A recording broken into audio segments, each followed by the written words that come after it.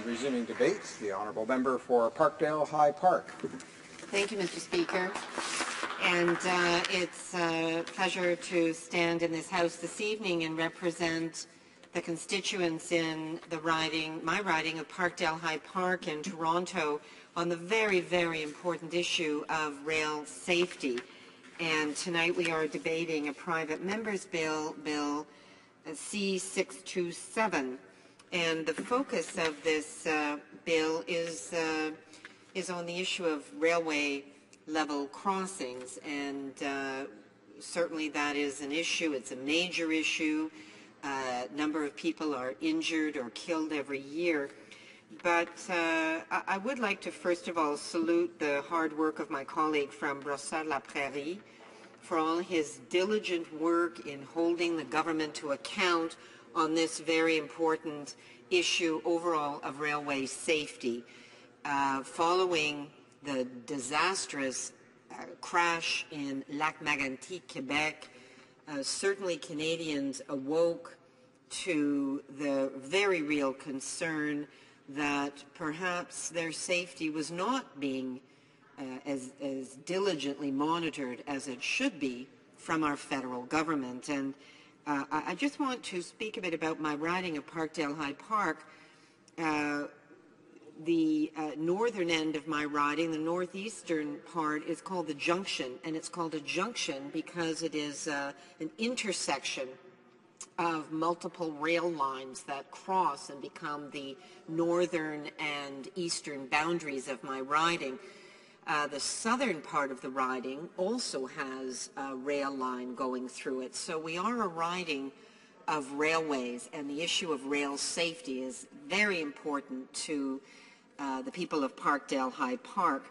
Now, the disaster in Lac-Mégantic certainly got people's attention because those same tank cars that crashed, that ran away, that crashed, that exploded in Lac-Mégantic, in fact, went right through my riding, went across the northern boundary of my riding. And our community, frankly, was horrified to find out that the dramatic increase of tank car traffic that is taking place in Canada.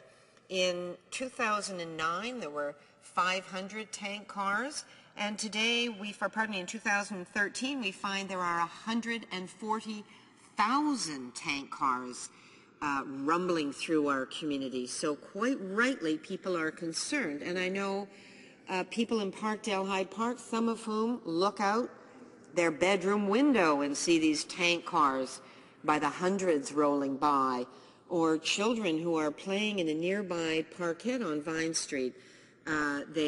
They look out and these tank cars are right there. So it's of great concern to people in my riding. And we had a meeting on this particular issue, on railway safety, just very recently, Mr. Speaker, and we had a huge turnout. Many community members came out to discuss this issue.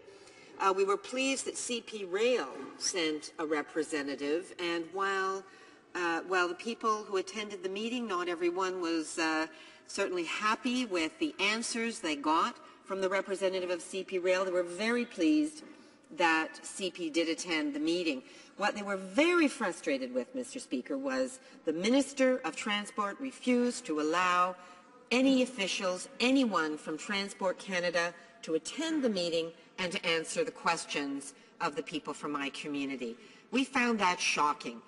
And while I want to acknowledge the federal government has made some moves forward, has made some strides on railway safety following the disaster of Lac-Mégantic. Let's be clear, there remains a lot of work to do. People have questions, they have concerns, and I find it frankly shocking that the minister would refuse to allow officials from Transport Canada to just hear the concerns from my community. So I will bring those concerns here right now, Mr. Speaker.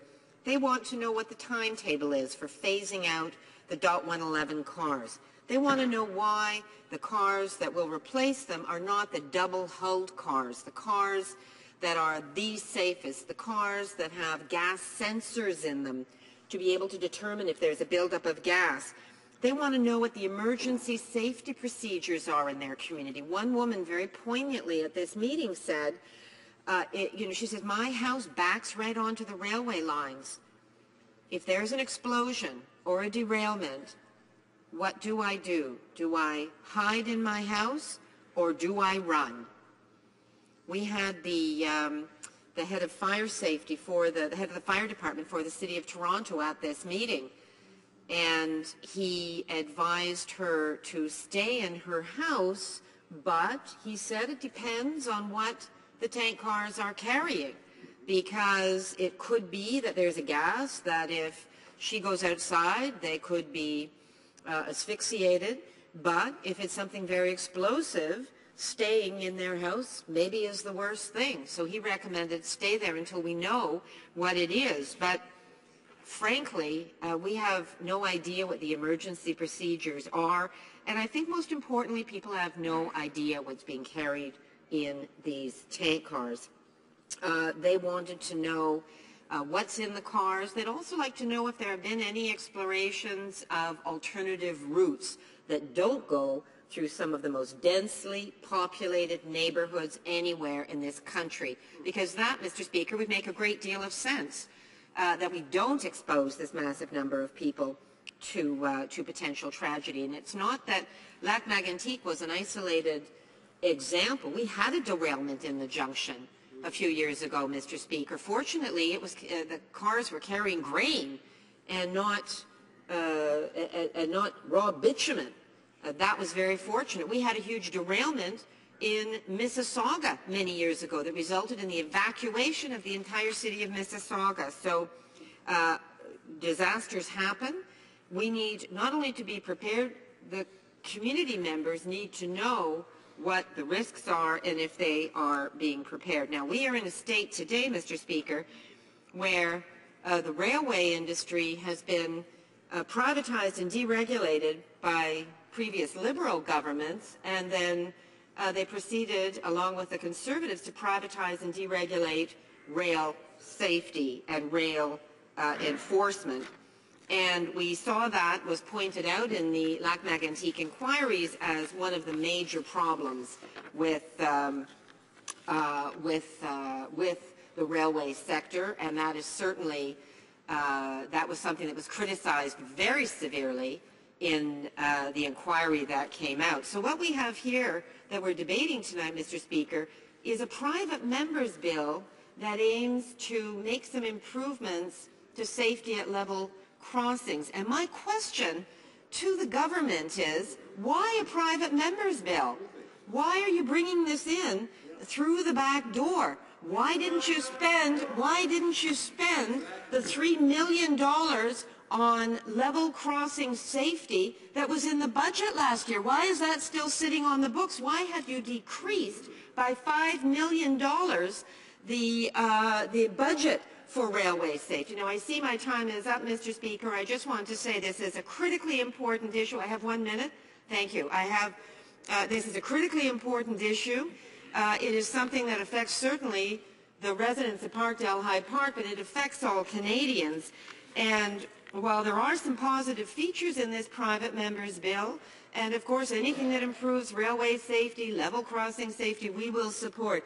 But for goodness sakes, this government cannot shirk its duties. It must take full responsibility for railway safety. We need a thorough assessment of the state of railway safety in this country. And Mr. Speaker, we need action. And if this government refuses to act, then they should get out of the way and let New Democrats take responsibility for railway safety, which we will do as the next government. Thank you, Mr. Speaker.